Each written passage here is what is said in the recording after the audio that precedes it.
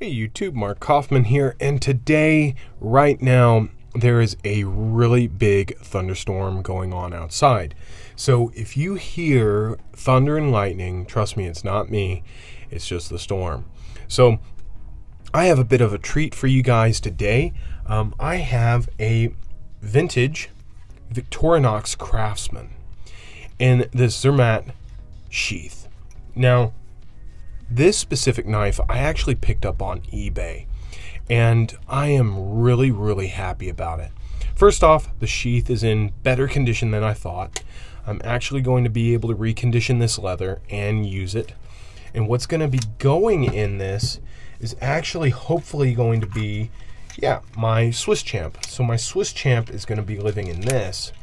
And that's really how this is going to live. So it's just going to be kind of like this kind of deal here. So I may throw this onto another chain, add a little chain to it so it can kind of close all the way. But that right there is a pretty compact package if you think about it. Throw that on your belt and that's ready to go. You've got a light that can face, if you're carrying it on your left, you have a light that can face any way you want on your hip. And then when you need it, you can just pull that out and then you have your Swiss champ. So that's pretty cool. And then you also have a small honing steel. So I don't know how accurate or how effective this honing steel is, but the fact that you have some kind of way to sharpen or bring back your edge, I'm not going to say this is going to sharpen it completely, but you could probably bring an edge back with this. So that is pretty cool to have that on there in such a compact way. So now let's get to the knife. So this is the Victorinox Craftsman, and I am going to actually make a 3-part video on this. So this is going to be part 1. I'm not going to title it as part 1, but this is just showing you the knife. And what comes with the Victorinox Craftsman? Well, you get a main blade here. So this one here is probably from the 1980s. So you get a nice main blade, and then you get your pen blade.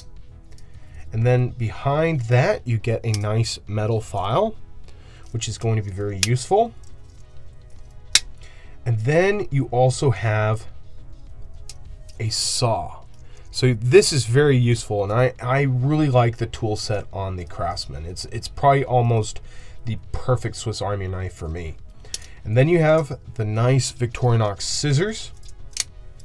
And then you have the pliers. Now the reason why I think this is from the 80s is because the plier setup here, or the rivet, is derivative of the 1980s models. So this one here is a derivative of that and shows a lot of those characteristics, but also on the back here it doesn't have that channel for the spring. The newer ones actually have the channel back there for the spring to go into. So this is probably an older model here. Then after that, you have your opening layer, your cap lifter and can opener. And then on the back, you have the Phillips. And this is really nice having this. Then right behind that, you have your chisel, a machinist's screwdriver, and then the parcel hook. And then after that, you have your reamer. So this is probably after 85 because that's when they added the sewing eye, and I'm going to guess it's probably late 80s. Then you also have your toothpick and your tweezers over here. Tweezer and toothpick. Tweezer and toothpick. There we go. Right order. I think I got that right the first time. So this thing is really cool. It's relatively thick, but it's not too thick compared to the Champion C.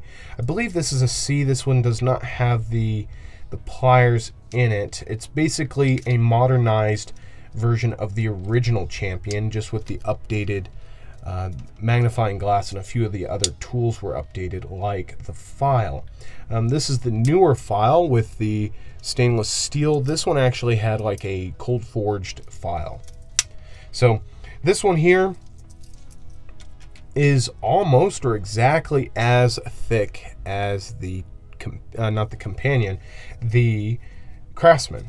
So you're not really, I'm not going to say this is like a unreasonable size for what it is for a Victorinox knife, but when it comes to this Champion, you get a lot more tools. The real problem is the pliers take up a lot of room. But I feel like this is a great knife for a tinkerer or somebody that is going to be needing these tools on a regular basis. Now, honestly, this tool really does, as I drop everything over here, compare well to the Leatherman PST.